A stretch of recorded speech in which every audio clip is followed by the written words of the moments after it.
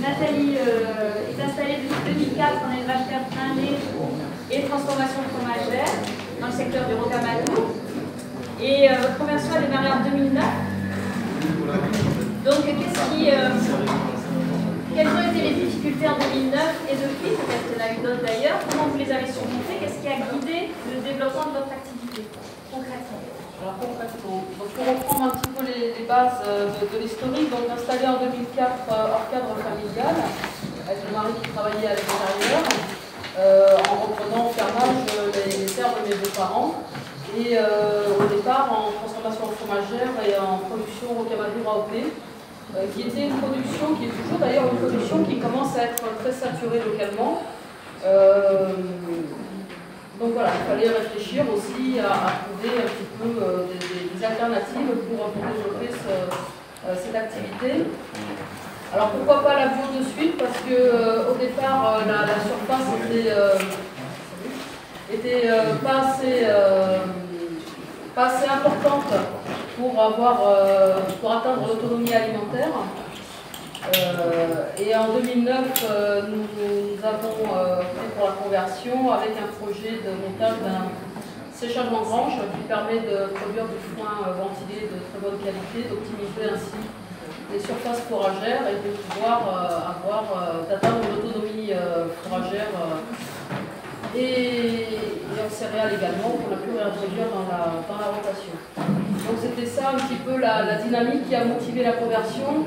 Et de plus, vous l'avez vu sur le tableau tout à l'heure, en 2009, il y a eu de grandes vagues. La première grande vague de conversion a eu lieu en 2009 parce que je crois que c'est le début de la politique un petit peu de l'aide à la conversion. Et moi, c'est ce qui m'a motivé, puisque pour une production comme la nôtre, sans aide à la conversion, c'est juste pas possible. Surtout quand on a déjà une clientèle en conventionnel avant. Donc il faut déjà leur expliquer pourquoi on passe à un autre système, même si on ne change pas fondamentalement la base de son système, mais qu'on va augmenter par contre le prix de son produit, donc il faut expliquer cela. On a perdu les clients avec cette conversion, on avait des fromagers qui prenaient de bons volumes qu'on a perdu, donc l'aide à la conversion était vraiment indispensable pour réussir après plus sereinement. Donc voilà un petit peu pour les grands principes de l'activité professionnelle. Qu'est-ce qui, au-delà de la difficulté de commercialisation, sur l'exploitation, le processus de conversion, sur les techniques de production, vous m'avez parlé d'autonomie fourragère, c'est pas forcément. Qu'est-ce qui vous a permis de surmonter ces difficultés-là techniques?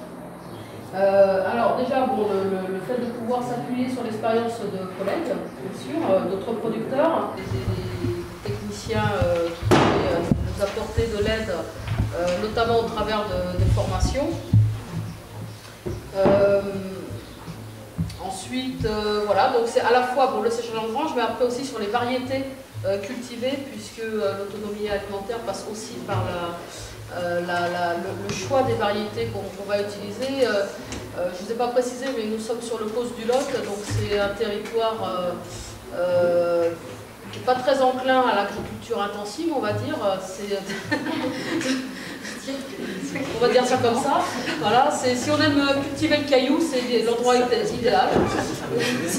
Mais bon, voilà, c'est pas très bien pour la productivité. Par contre, on a rapidement mis en place des variétés comme le Grand Épeautre pour rentrer dans la rotation, que les chèvres ont d'ailleurs très bien mangé. Mais par contre, on s'est rendu compte rapidement que les propriétés du Grand Épeautre n'étaient pas suffisantes pour la production laitière. Donc on a dû passer à d'autres choses. Donc aujourd'hui, on est en mélange de céréales, des bétails céréaliers. Enfin voilà, ce que je veux dire, c'est qu'aujourd'hui, même 9 ans après, on évolue toujours dans la pratique, toujours en recherche de cette autonomie alimentaire.